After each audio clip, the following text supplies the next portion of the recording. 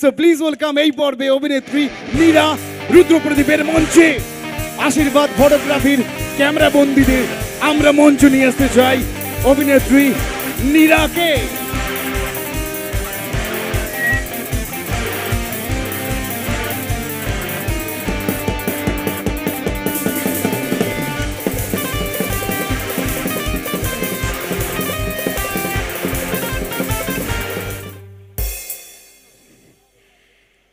কেমন আছো সবাই?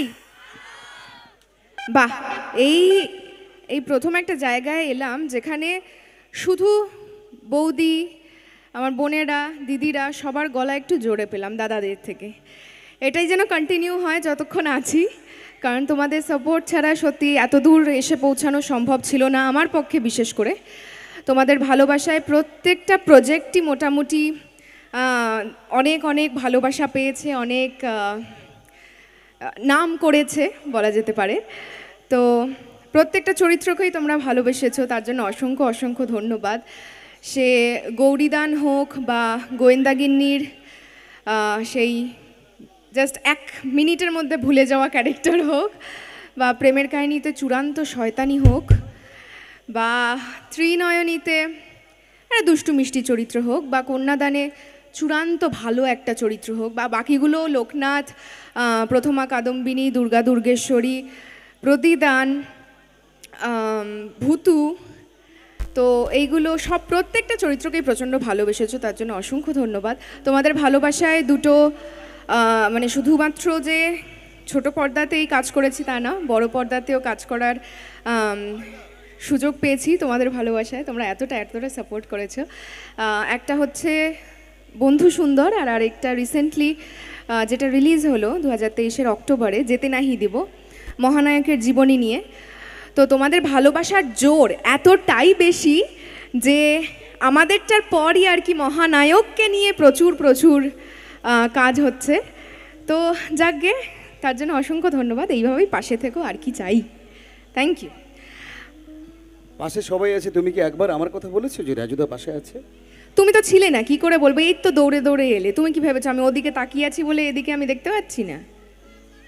মানে মেয়েরা যে কত রঙে রঙিন, কেউ বলে মা দুর্গা, কেউ বলে মা কালী, কেউ বলে মা মনসা, কেউ বলে মা সরস্বতী। মানে মেয়েদের না বহু রূপ। আমাদের ছেলের রূপ কি আছে? মহিষাসুর, কার্তিক, গণেশ, আমাদের 2টো হাত। কিন্তু মা দুর্গা, মা মনসা 10টা হাত, কারো 4টা হাত, কারো 6টা হাত, কত হাতে হাত। আমাদের কথা বলতেই চায় না, আমার কথা তো বলবেই না, কারণ অনেকদিন পরে দেখা হয়েছে তো ভুলে গেছে হয়তো। যাই হোক, নীরা তোমাকে অনেক ধন্যবাদ। আমরা তবে একটা কথা বলতে চাই, আজকে ক্লাবের নামটা তুমি জানো না হয়তো, রুদ্রপ্রদীপ সংঘ। কেমন লাগছে? খুবই ভালো লাগছে, তার কারণ আতিথেয়তা খুবই ভালো।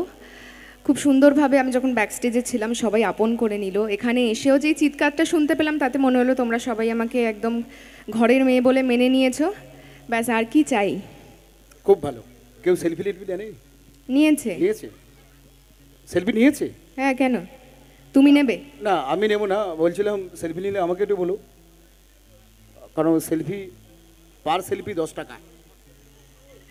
আরে রোজগার করার সুযোগ তো দেবে আমাকে, কি ব্যাপার? সেই সেই সেই ছেলেদের কোনো রং থাকে না, কিছু থাকে না, কিছুই থাকে না, শুধু হাতে গুনে কয়েকটা। ছেলেদের একটু লুকোনো অনেক রং থাকে, তার কারণ ঘরে বউয়ের সাথে একরকম কথা বলে, এই তো মাথা নেড়েছে, আর তারপর সন্ধেবেলা কাজ থেকে ফিরে এসে একটু আড্ডা দিতে যাচ্ছি বলে ব্যাস ওই একটা গ্রুপ হয়, তার মাঝখানে ইনা মিনা টিনা তাদের সাথে একটু টুকুর টুকুর করে কথাবার্তা হয়, ব্যাস। এগুলো তো যেন আমরা কিছু জানতেই পারি না। না না, সেটা ঠিক আছে, কোনো অসুবিধা নেই। না, আমাদের ছেলেদের অনেক রং হয়, অনেক রূপ হয়, মেয়েদের রঙের অভাব তো কিছুই নেই। আর রঙের কথা অনেক দূরে, আমরা তো ন্যাচারাল মেকআপে থাকি, মানে কোনো মেকআপ আমরা করি না, আমাদের এমনিতেই থাকে, কোনো মেকআপ করি না। দেখুন, কোনো ছেলে মেকআপ করে এসছে? জিজ্ঞেস করো না। এরা অনেক দিদিভাই, অনেক বন্ধু, অনেক বান্ধবী অনেক ধরে মেকআপ করে এসছে। তুমিও তো মেকআপ করে এসছো, দেখি। ওরে হেভি মেকআপ। আবার মোবাইলে দেখছে মেকআপটা কেমন হয়েছে।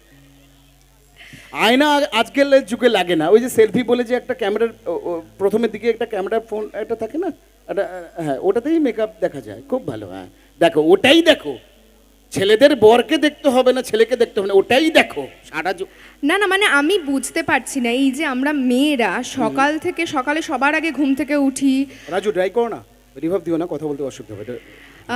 ঘুম থেকে উঠে ঘর মোছা, তারপর ব্রেকফাস্ট বানানো, তারপর টাইমের টাইম খেয়ে বেরিয়ে যেতে পারে অফিসে যাওয়ার সময়, পার্সটা ভুলে গেছো, মানি ব্যাগটা নিয়ে যাও, বা রুমালটা ভুলে গেছো। আমার বাবা তো সবসময় রুমালটা নিতে ভুলে যায়, তো রুমালটা বললাম আমি। তো তারপর আবার যখন কাজ থেকে এই রে আমার বরটা এখন আসছে, একটু চা বসিয়ে রাখি, একটু জল দিয়ে, একটু মুড়ি দিয়ে, এইগুলো মাথায় আমাদের সব সময় চলতে থাকে। আবার বাচ্চা কাচ্চা থাকলে তাকে ঠিক সময় স্কুলের জন্য রেডি করো, এইগুলো সব চিন্তা আমাদের মাথায় থাকে। আর কিন্তু ছেলেদের শুধু একটা জিনিসই মাথায় থাকে, কখন আমি বাড়ির থেকে বেরিয়ে যাব, বেরিয়ে গিয়ে আমি নিজের মতো ঘুরে বেড়াবো, কাজ করি না করি, কি করি, কে বউ তো দেখতে যাচ্ছে না, আবার কাজ থেকে যদিও বা ফিরলাম, ব্যাস সন্ধ্যেবেলা আবার বেরিয়ে গেলাম। মানে আমরা ছেলের স্কুলের ঠিক বেতনের বলেছি তো? হ্যাঁ হ্যাঁ হ্যাঁ, আপনারা সবই বোঝেন, আমরা কিচ্ছু করি না, আমরা তো ঘুমাই আর মানে হিসু করি আর বাথরুম করি, আর কিছু করি না। ছেলের স্কুলের বেতন, পুজো এসছে, বউয়ের শাড়ি গয়না, শ্বশুর এসছে, শাশুড়ি এসছে, তার কি খাওয়ার হবে, এটা হবে ওটা হবে, পকেটে টাকা নেই, বউ মেকআপের জিনিসপত্র চেয়েছে, ওইটা আগে বাজার থেকে কিনতে হবে। সপ্তাহের পরে শোনো না, তিনার বোন না তাকে রেস্টুরেন্টে খাওয়াতে নিয়ে গেছে, আমাকে তুমি নিয়ে যাবে না? তো কি হয়েছে, সারা বছর যদি এইটুকু করতে না পারে বর, তাহলে আর কিসের জন্য আছে? না নিয়ে যেতে পারি, নিয়ে যাই তো, রেস্টুরেন্টে নিয়ে যাই, কিন্তু রেস্টুরেন্টের নামটা বলার কি দরকার আছে? চাউমিন সেখানে 400 টাকা, কেন 110 টাকা চাউমিনের রেস্টুরেন্টের নাম বলা যায় না? তারপর তাকে 5 স্টারে নিয়ে গেছে, তোমাকেও 5 স্টারে নিয়ে যেতে হবে। মানুষের শখ আহ্লাদ থাকবে না? শখ আহ্লাদ থাকবে, এই জন্য না সংসারে এত অশান্তি, এই ছেলেগুলোর জন্য। ভাব না না, এটা কেমন হাততালি হলো? কি কি কি ব্যাপারটা কি? হ্যাঁ, তার পয়সা আছে, সে তার 5 ভরি গয়না দিয়েছে। আমার যতটা পয়সা আছে আমি আমি আমি 1 গ্রামের গয়না দেবো, 5 গ্রামের গয়না দেবো। বরের সাথে বউয়ের সাথে তুলনা করে লাভ নেই, তুলনা করে করে দেশটা গেল, একদম গেল। তার বউ তো এত সুন্দর, তুমি কেন কালো মনীষে, তুমি ফর্সা হও না, দেখাই।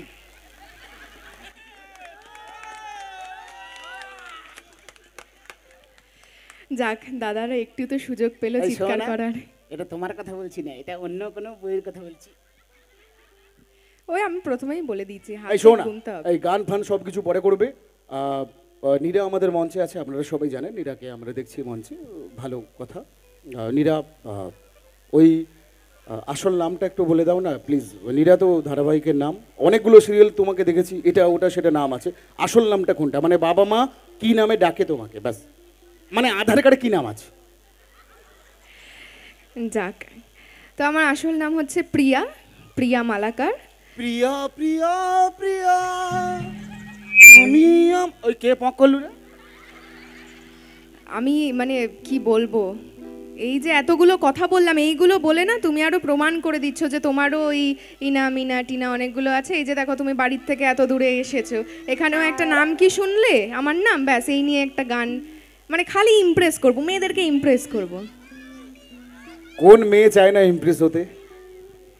ইমপ্রেস হওয়ার জন্যই তো লাইনার লাগায়, ইমপ্রেস হওয়ার জন্যই তো কাজল লাগায়, ইমপ্রেস হওয়ার জন্যই তো লিপস্টিক না লাগিয়ে কেউ বাড়ির বাইরে বেরোয় না বৌদি। কার জন্যে মেকআপটা করেন? আমাদের জন্য। হ্যাঁ গো, মানে মহিষাসুর, কার্তিক, গণেশ আমাদের জন্যই তো মেকআপটা করেন, কি কার জন্য করেন? ও আচ্ছা আচ্ছা, তোমার দলে সব আছে, সামলাও আমাদের বাবা। আচ্ছা, যাই হোক, মেন কথাতে ফিরে আসি। নীরার আসল নামটা একটু জেনে নিই একটু আমরা। জেনে নিয়েছো তো? কোথায় আসল নামটা বলো নি তো তুমি একদম? বলেছি আমি। কোথায় বললে? ও তো আমি গান করলাম, আর ভালো করে বলো, টাইটেল সহ বলবে তো। টাইটেলটাও বলেছি, Priya, title Malakar. Malakar, question mark দেবে না তারপরে। আচ্ছা